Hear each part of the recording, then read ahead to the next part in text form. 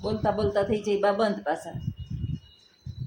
શંભુ ગયા કૈલાસ, કોટી કોટી અપરાધ, ચોથા વર્ષે મેં પરમાનંદ કારણે ચારે દરિયા દે, જીવન જોબન રાજગણ. સત્સંગમાં સિયાવર રામચંદ્ર કી જય.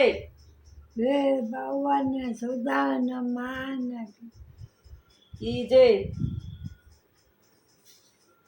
પછી સોચો બેઠા સત્સંગ જીવન ગાફલ હોય तुलसी संसार में भात भात के लोग. सौ में हाँ हृदय ना संजय कोटनो का पाप कोई ना सुने का हरि भजन का सत्संग संग वादा सौवादी રહ્યા ભરદ્વાર के पास. शंभु गया कैलास. निंदिया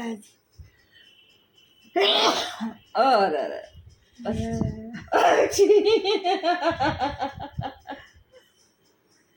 छोटो बेटा સત્સંગમાં પાછું ભૂલાઈ જાય. जीवन गाफल तुलसी आसन भात भात के लोग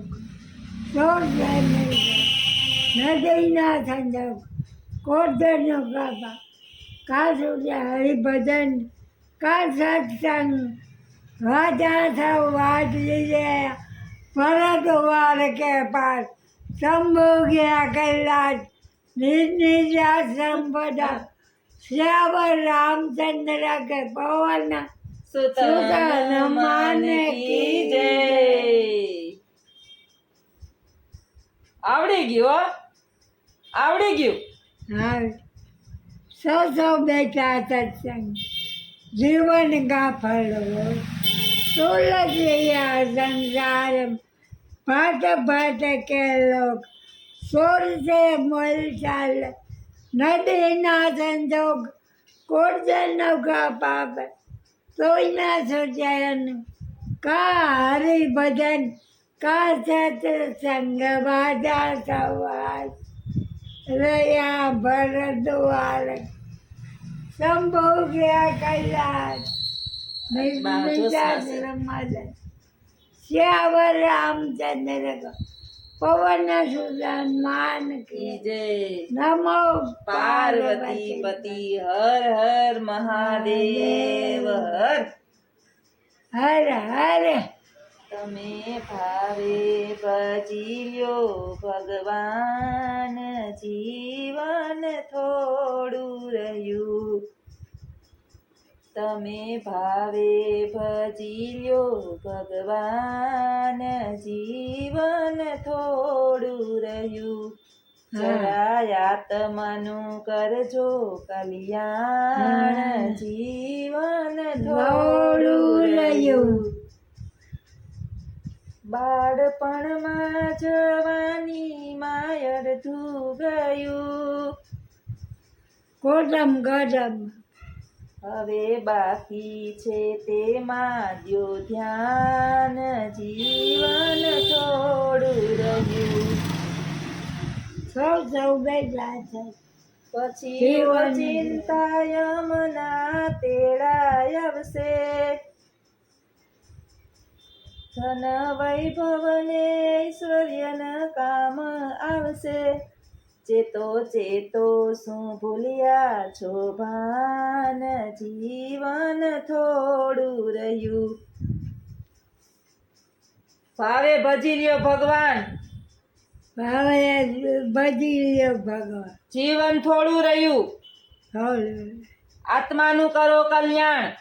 हेलो હવે જીવન નથી રહ્યું. हाँ ભગવાનનું નામ લ્યો, હરિભજન કરો. हाँ सीता હરિભજન કરવાનું, હરિભજન સત્સંગ કરવાનો. सीता सीता જવા જોશો કરશે ભાઈ. સીતારામ સીતારામ સીતારામ, રાધે શ્યામ રાધે શ્યામ. શ્રી હરિ, હરિનું નામ 1000 વાર, રામ કરોડ વાર, વિઠ્ઠલ તો વારંવાર. હા, વિઠ્ઠલો તો વારંવાર. વારંવાર. જય દ્વારકાધીશ. સોસે બેઠા સત્સંગ, જીવન ગાફલ. હોય આ ગાફલ છે. નકામું. ગાફલ એટલે નકામું થાય. નકામું જીવન નકામું છે ભગવાન વિના. હા, સોસો બેઠા સત્સંગ, જીવન ગાફલ હોય.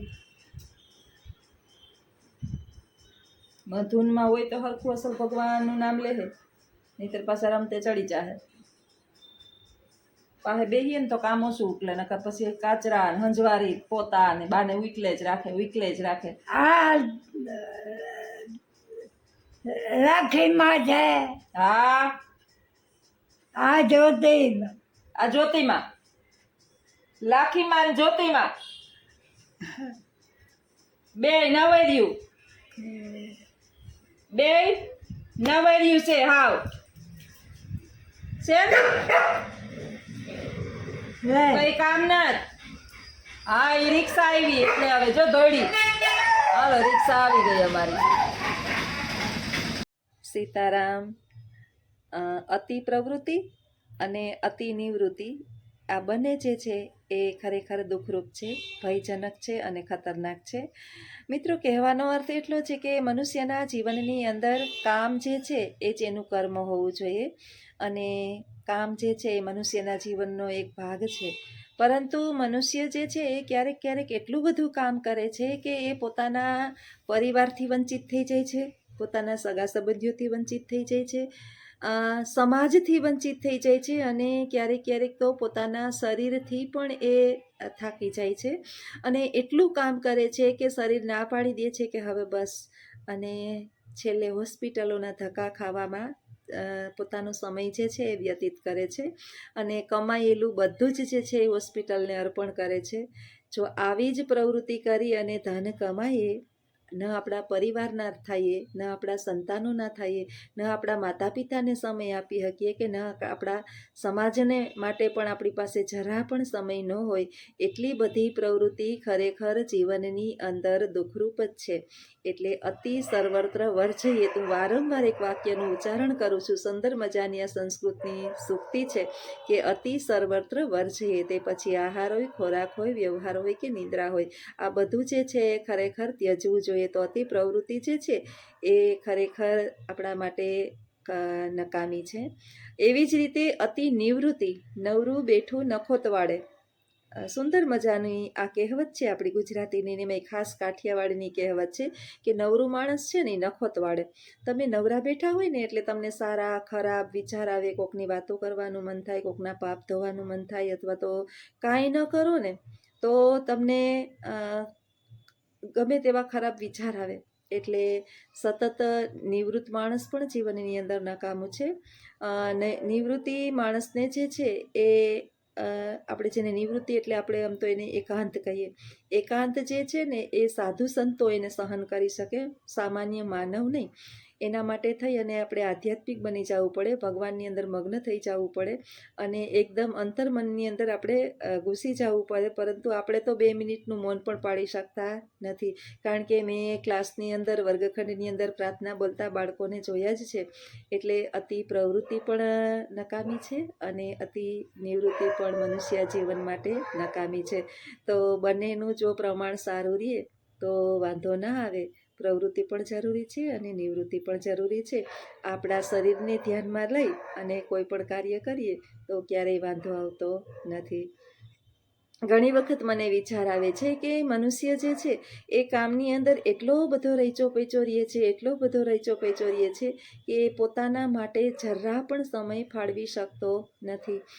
ઘણી વખત મને મારો ખુદનો વિચાર આવે કે સાલું સવારમાં વહેલું 4:30 ઉઠી જવાનું, ઉઠીને નાસ્તો બનાવવાનો, કામ કરવાનું, સ્કૂલે ભાગવાનું, બાનું કરવાનું આવીને જોબ ઉપરથી આવી અને વળી પાછું રસોઈ કરવાની, બધાને જમાડવાના, કામ કરવાનું, થોડીક વાર આરામ થવો હોય તો જ થાય, ન જ થાય લગભગ તો વળી પાછું રોંઢાનું કામ ને સાંજનો જમણવાર ને આમ કરતાં કરતાં અત્યારે ફ્રી થઈ છું ને તો અત્યારે થયા છે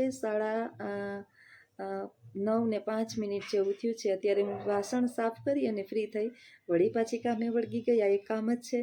એટલે આ મારી એક પ્રવૃત્તિ છે. ત્યારે ક્યારેક વિચાર આવે કે આટલી બધી પ્રવૃત્તિથી હરિભજન તો થતું નથી, સારા કામ તો થતા નથી.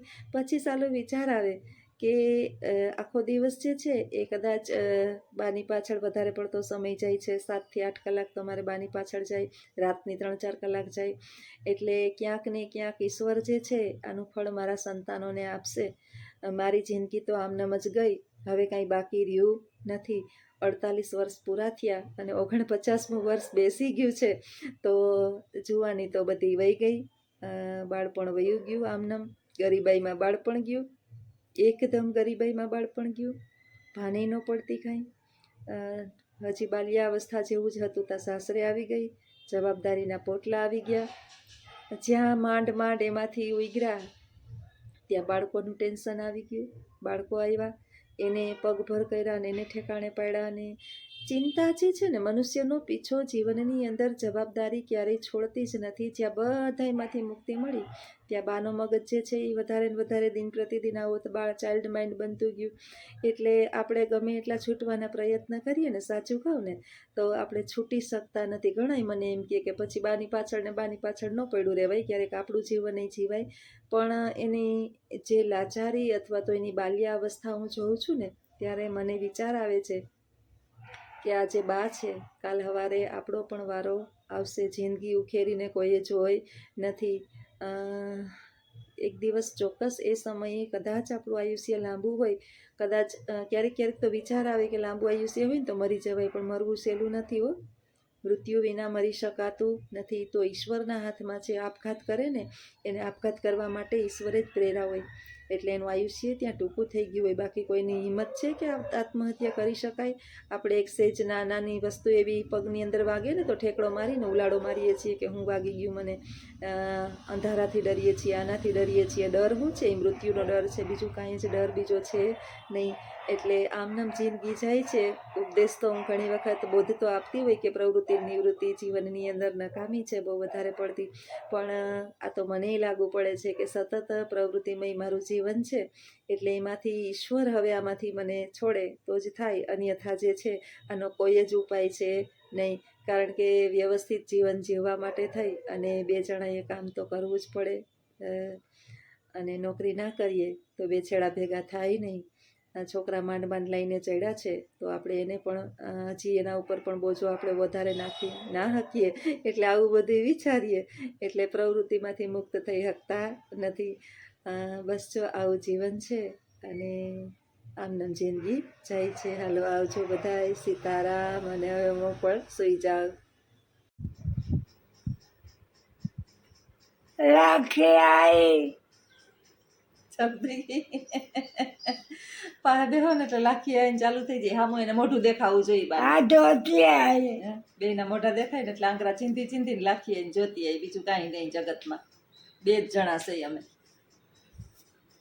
નકર મોઢું નિમાણું કરી અને એકલા બેઠા હોય ને તો મોઢું નિમાણું કરીને બેહે.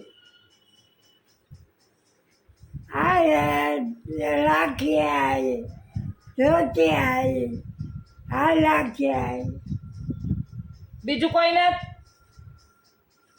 ના બીજું કોઈ નહીં કોઈ નથી.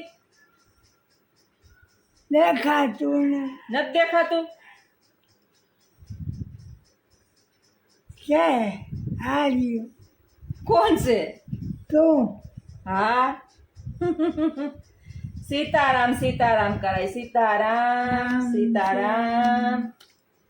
હા રામ સીતારામ સીતારામ. રામ રામ રામ રામ હમણાં તો ઓલું ભૂલી ગયા. હા હમણાં તો ભૂલી ગયા ઓલું રામ લક્ષ્મણ જાનકી. રામ લક્ષ્મણ જાનકી સદા કરો કલ્યાણ. કલ્યાણ એક ઘડી આધી ઘડી આધી ઘડી પુણ્ય તુલસી બેટા કંદ કર કોટમ અપરા ચોથા વર્ષે મેં પ્રમારથને કારણે ચારે દરિયા રે જીવન જો બને રાડી ગળ્યો અવિસર રહે કોઈ ચોથો બેટા સત્સંગ જીવન કા ફલ હોય તુલસી આચંદ પાત કલાક ચોર છે મેળ નદીના સંજોગ કોટી જણનો કા પાપ તોય ના છૂટે કા હરિ ભજન કા સત્સંગ વાજા સવાજે ભરત વાર કે બાદ શંભુ ગયા કલા નીલી દર જયાવરામ ચંદ્ર કરી